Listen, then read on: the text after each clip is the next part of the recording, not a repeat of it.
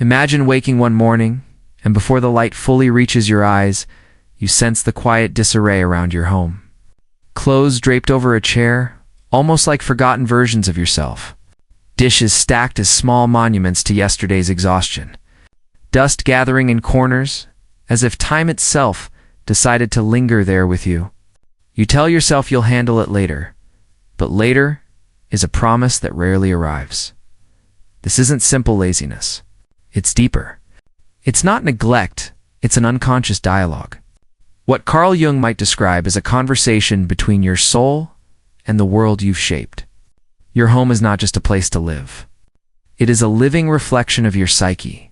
Every corner, every overlooked object, represents a fragment of your inner world. When you avoid cleaning, you aren't just avoiding dirt, you're avoiding yourself. You're turning away from the parts of you that long to be acknowledged, from thoughts buried beneath the emotional layers that cover the landscape of your daily life. Pause for a moment. Whisper this word, rebirth. Not as a cliché, but as a deliberate ritual. To clean, to organize, to restore is to be reborn from within. Each movement, each act of renewal carries a subtle symbolism, releasing the old chaos that no longer serves your growth. When you focus on that word, rebirth, something shifts internally. The unconscious begins to awaken, stirring with new energy, new ways of being, new beginnings waiting to emerge. A conscious act of intention ignites layers of the self, often invisible. Transformation starts quietly, not with grand gestures, but with willing participation. Cleaning is not just about order. It is about relationship, a dialogue between what is visible and what is hidden. As Jung said, what we deny controls us. What we accept transforms us. The mess you see around you is never just physical. It echoes the inner resistance within. Your mind reflects your surroundings, much like a lake reflects the sky. When the surface is calm, the reflection is clear. When disturbed, it fractures and distorts. Take a moment to observe your room not as a physical space, but as a symbolic map. That pile of clothes you keep postponing may represent deferred decisions. The unwashed dishes echo conversations you've avoided. Dust in the corners signals quiet fears, aging, death, or unspoken anxieties. Every object out of place represents a thought left unresolved, a subtle message from the unconscious urging, "Notice me." Aesthetic appeal is secondary. What matters is psychic energy. Jung emphasized that the unconscious communicates through symbols, and disorder is one of its clearest languages. Your home constantly communicates not in words, but through form, silence, and decay. Clutter is never neutral. It carries meaning. We normalize chaos because it feels familiar, and sometimes romanticize it as harmless or creative. Yet internally, the psyche longs for coherence. When your external world is tangled, your inner world mirrors the confusion. The mess isn't merely an aesthetic flaw, reflects the mind's disarray. Avoiding cleaning often acts as an unconscious rebellion, a resistance to control, emotional confrontation, and conscious order. It can also signal exhaustion, when the psyche is too fragmented to summon the will to restore balance. Jung described individuation as the sacred process of integrating all parts of the self, including the shadowed aspects. Cleaning becomes a symbolic expression of this process. Each act of organizing is a reconciliation between consciousness and chaos. Wiping away dust touches an ancient archetype of purification, embedded in cultures and rituals worldwide. To clean is to restore the sacred to what has been neglected, to give order to the soul's disarray. Yet, when even small tasks feel impossible, it's not mere procrastination. It reflects a disconnection between the conscious self and the deeper psyche. The environment transforms from a home into a subtle battleground where unspoken emotions collide. You may tell yourself it's laziness or lack of time, but notice what occurs once you finally act. As the body moves and hands engage, the atmosphere shifts. Tension eases, each movement becomes a form of therapy. Cleaning does more than rearrange objects, it realigns energy, frees the mind, and restores a sense of space both inside and around you. The process is transformative, though never effortless, because cleaning requires lingering long enough to let silence speak. It involves being alone with yourself, and that alone can unsettle many. Disorder feels safe because it is noisy.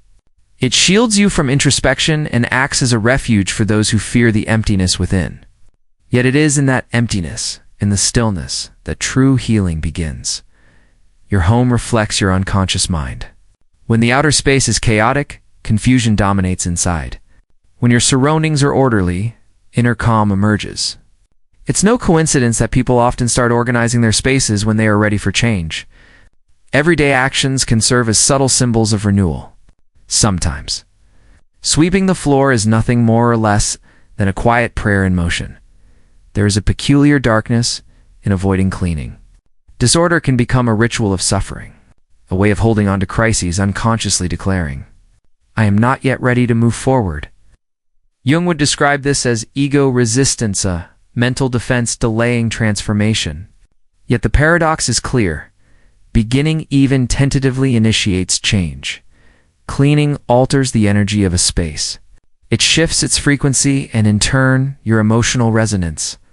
You notice it in your breath, in the light, and in the subtle satisfaction of reclaiming your environment.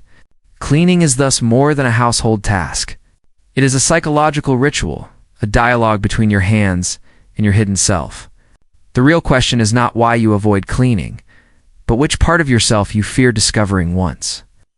Everything is finally in order. There is a secret that most never name. The mess in your home is not random. It is a symbolic pattern, a living message from the unconscious written in the language of dust and delay. Every misplaced item carries its own frequency, its own story. Jung would have appreciated this.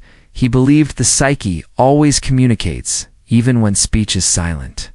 In this sense, the house becomes a dream you navigate while awake. Disorder is never mere chaos. It is a form of communication. Your psyche uses clutter as a language, a tangible reflection of inner imbalance. What you leave unaddressed mirrors exactly what your soul seeks to reveal. The dishes speak. You haven't fully processed yesterday's emotions. The stack of papers murmurs. You've delayed decisions for too long. The closed door whispers, "Behind me lies what you are not ready to face." Modern neuroscience, in its own way, aligns with this Jungian insight.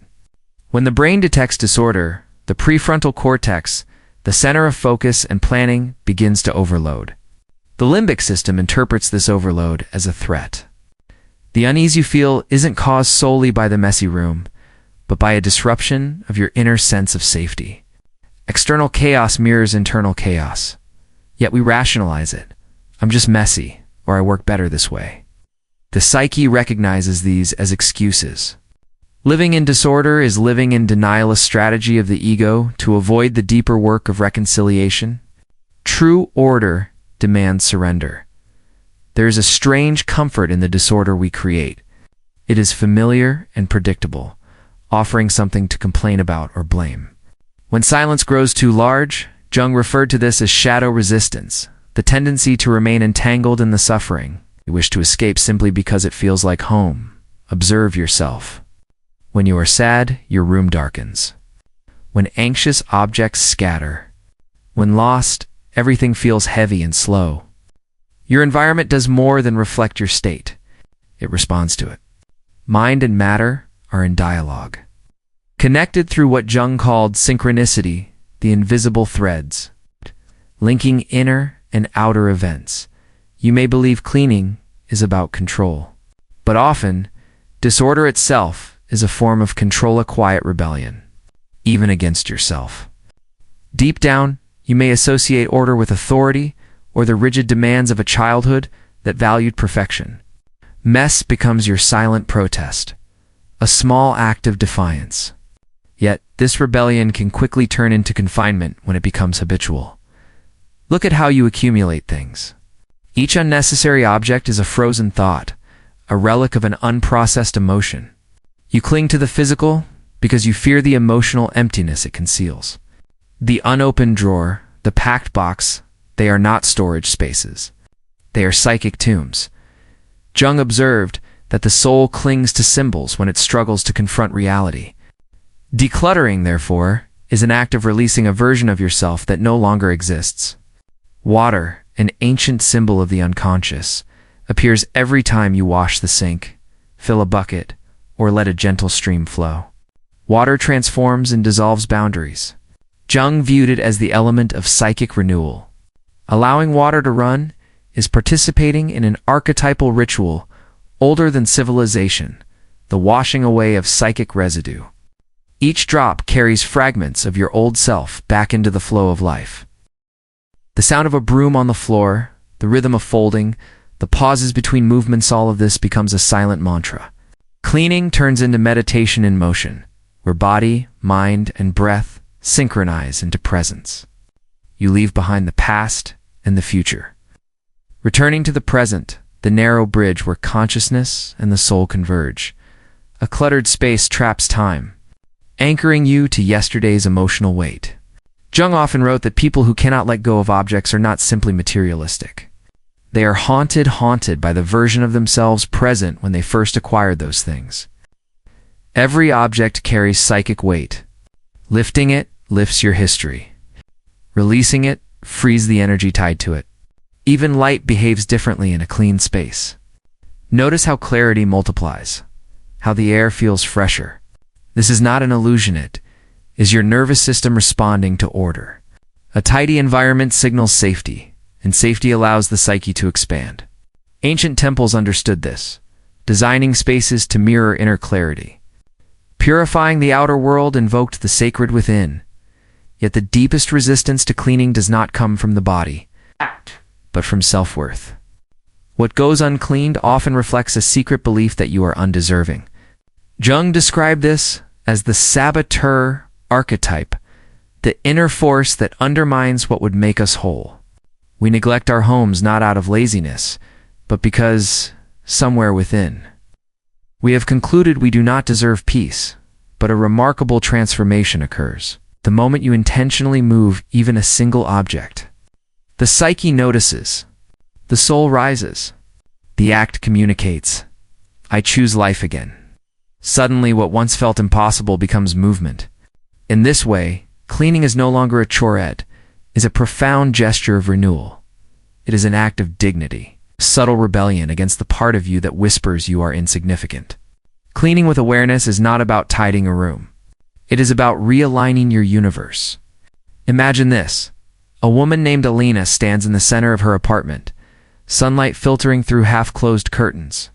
The air feels heavy not only with dust, but with memory.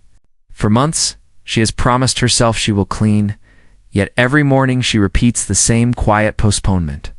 Later becomes the refuge of the soul. Jung would suggest that Alina is not merely battling laziness. She is confronting the unconscious, a deep, ancient reservoir where unspoken truths lie dormant. Her apartment is not disordered by chance. It is a reflection of her inner world, an emotional map etched across her belongings. Papers scattered on the table represent abandoned intentions. An unmade bed mirrors a restless mind. Closed windows signal a fear of illumination. A streaked mirror reflects a self-image, blurred by neglect. Nothing in her space is accidental. External disorder mirrors internal fragmentation. The psyche projects what it cannot yet integrate, translating internal struggle into tangible form. Jung called this projection when the unconscious expresses itself outwardly because inwardly it feels unbearable. The home becomes a symbolic stage, every object a player, every corner a whisper, a part of you still waiting. Cleaning, then, is far from mundane, it is mythic. In ancient temples, priests purified the ground before any ritual, sweeping dust not for cleanliness, but for sanctity. In Zen monasteries, monks cleaned the temple each morning as an act of devotion. Jung interpreted these rituals as the psyche's way of restoring cosmic order.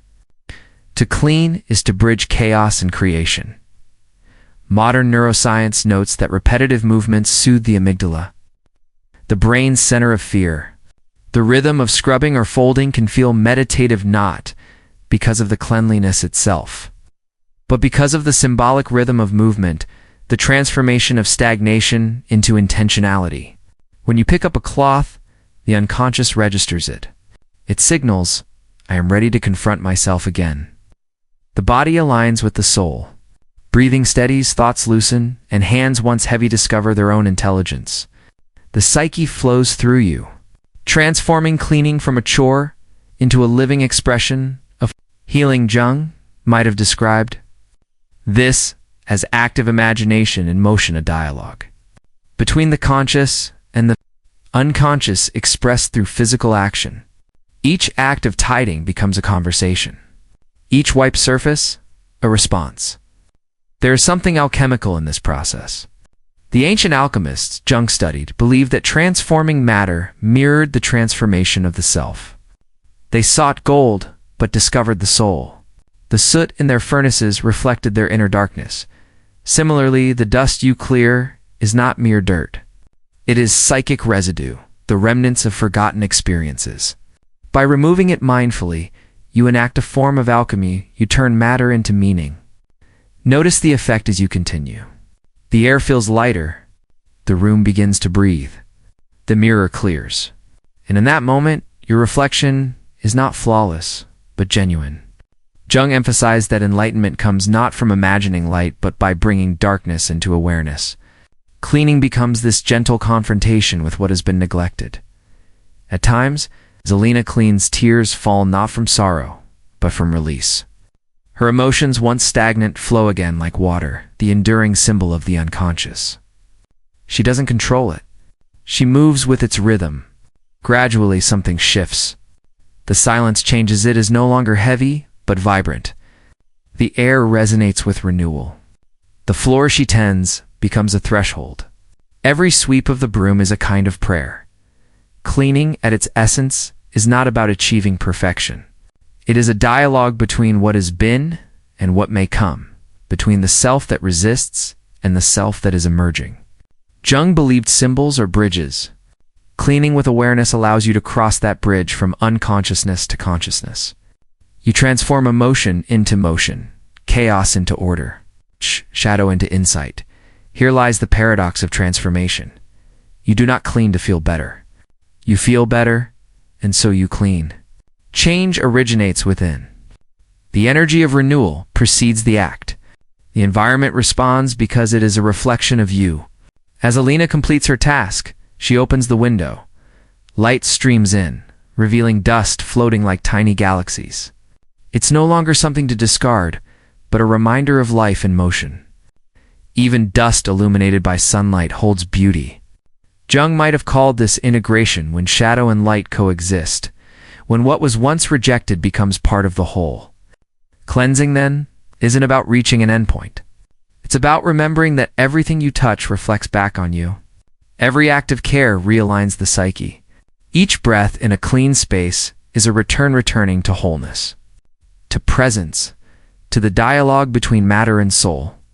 Eventually, after the dust settles and the air feels renewed, silence speaks differently. It no longer judges or reminds. It simply breathes. In that stillness, something shifts within, like a tide turning after long hesitation. This is more than satisfaction with cleanliness. It's the psyche awakening to its reflection, recognizing itself in the home. Jung called this the return to the self, the deepest archetype, the center where all opposites seek balance. This isn't discovered in books or meditations, emerges in quiet. It's unguarded moments when the outer world aligns with the inner one. The home ceases to feel like a burden and becomes a living temple. A mirror polished by your consciousness. Cleaning is never about control, it's about integration. The shadow isn't banished. It's invited to sit beside you. Jung would call this true healing, acknowledging darkness while illuminating it with conscious attention. Remarkably, transformation begins with the smallest gesture. You didn't tackle the chaos all at once. You started with a surface, a drawer, a simple act of presence. From there, a ripple spread through objects, space, and thought. Neuroscience refers to this as the feedback loop of embodiment, changing the physical reshapes emotional circuits. Jung might have seen it as synchronicity, the psyche and the world evolving together now. The home breathes differently because you breathe differently. The weight in your chest lifts not because life is easier, but because you inhabit it consciously, What was once clutter now reads like an old story told. Energy that was stagnant has returned to motion. You feel it in your spine, your breath, and the rhythm of your heartbeat syncing with the room's energy. In myth, rebirth always follows descent. Orpheus enters the underworld to retrieve his lost love. The phoenix must burn before it can rise. The psyche operates the same way. Only by confronting what has been buried, the forgotten, the denied, the feared can it renew itself. The dust you faced was never merely physical. It was archetypal. You ventured into the underworld of your own disorder and returned with light. Jung once said that the gods had become diseases, meaning that when archetypes are not consciously honored, they manifest as symptoms. The neglected home, the exhaustion, the endless procrastination, all are ways the soul demands recognition. When you clean, you do not simply treat a symptom. You restore a god to its rightful place. You honor the instinct for renewal that society has often forgotten. Every culture has purification rituals, bathing in rivers, burning incense, sweeping thresholds before celebration. These are not superstitions.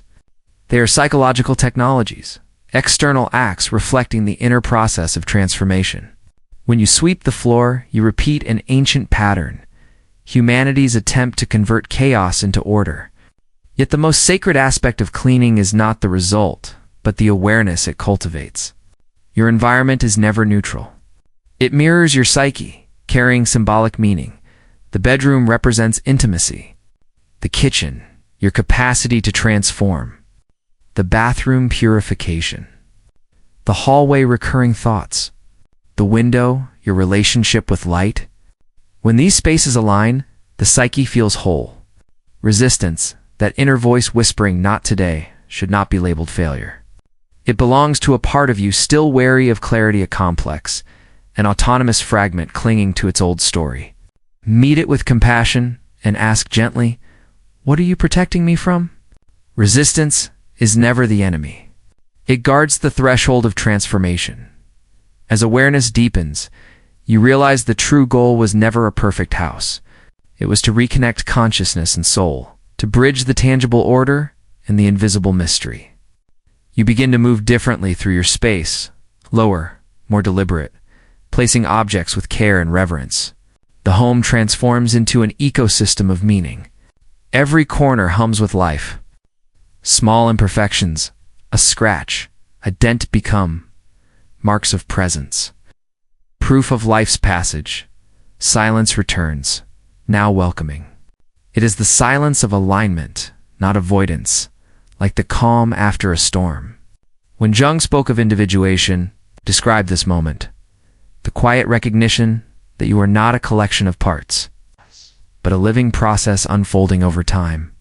Cleaning was only the visible expression. The real work occurred beneath, in the weaving of meaning. Observe your space. Light touches the walls differently. The room feels larger, not from more space, but from reduced resistance. What was once heavy now feels sacred. You are not merely in your home, you are within yourself. And when dust gathers again, as it always will, you will understand its request. Not for perfection or discipline, but for attention. Attention is the first prayer. Presence is the only ritual. Through these simple acts, the soul is quietly, invisibly, inevitably reborn.